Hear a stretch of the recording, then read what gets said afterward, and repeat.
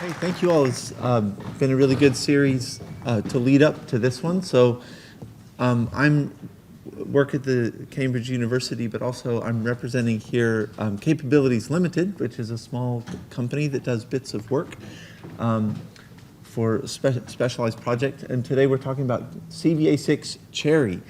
And what is that about? So we had a project where we want to, oh sorry, things got muddled here on the slides. But we had a project to produce an open source reference design of the Zcheri standard. So TestRIG just talked about the standardized Zcheri specification, and we have made quite a few prototypes in Bluespec that we've used for research, but now there's the need for a reference design that's open source that is of some sort of commercial quality that can be usable on FPGA or ASIC. And especially, we want it to be accessible and useful to people who are building ASICs, potentially as a whole or just in pieces that they can read and see how things are done in a particular correct implementation. So one example is we've written things in Bluespec, but lots of ASIC designers, they say, well, how does this arithmetic work? And we say, here's some Bluespec, and they say, you know, I go cross-eyed when I try to read a language that's not SystemVerilog. So we needed to produce something in SystemVerilog that was readable and usable by people. And we like to seed experimentation for hardware, also software. People want to pick something up and be able to write their software, try something new. And also, importantly, we need, it's very good for the market, for the proliferation of Zcheri, for there to be a second source for hardware. So let's say somebody goes to buy a commercial implementation like Google, they'd like to know that there's an open source implementation in the back where if things don't work out or they need another kind of product, they have another option for the next generation or carrying things forward. So in order to ensure all this, because we're not ready to produce an entire commercial grade design from the bottom, we want to start with something open source that's already been shipped in silicon and within an active community. And so, as you could guess by the title, that's CVA6. So we looked around, compared some things.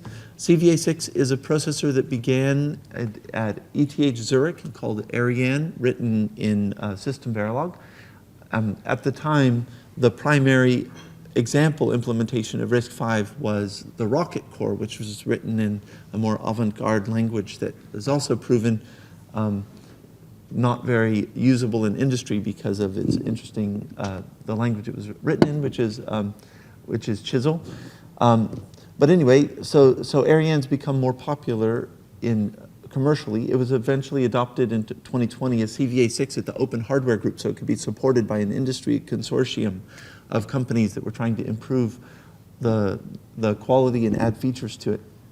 So it got extensively overhauled in its style, the way it was expressed, and around 2022, and then there's been continual development.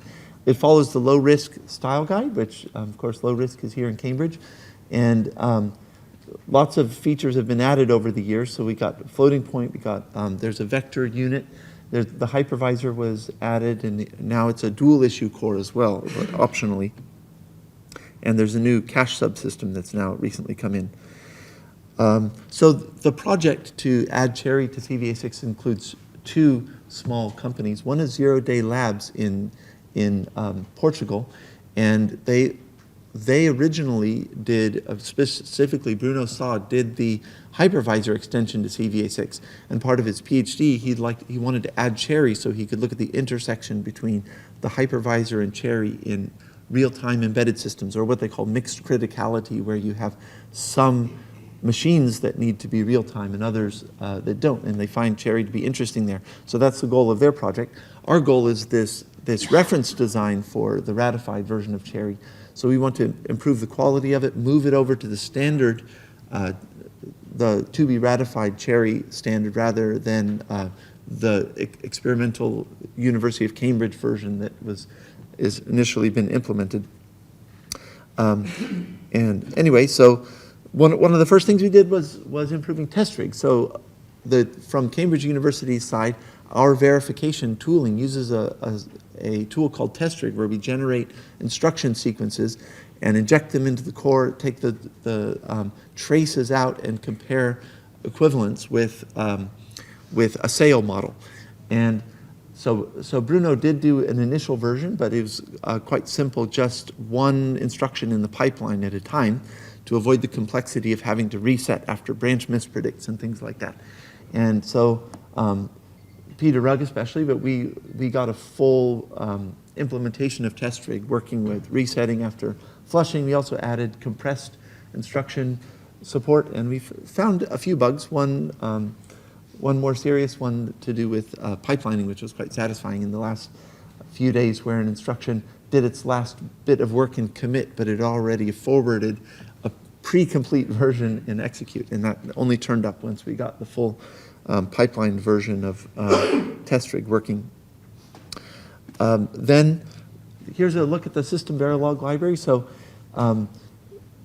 Bruno, thankfully, had been working on the CVA6 repository for a while and had learned quite a nice style for SystemVerilog, which we were really happy to pick up on when we were doing verification and moving over to Zcheri. So you can compare here what we'd written in Bluespec, which is a more advanced language. On the left, you can see it's quite tidy.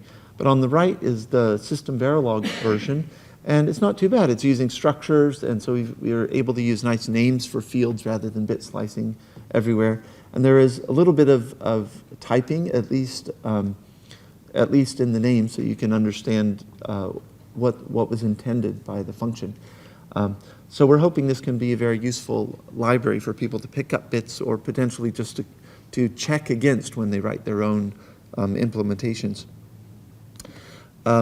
Then one of the things we did at Capabilities Limited was to develop a set of formal verification equivalences between the Bluespec capability functions and the SystemVerilog capability functions.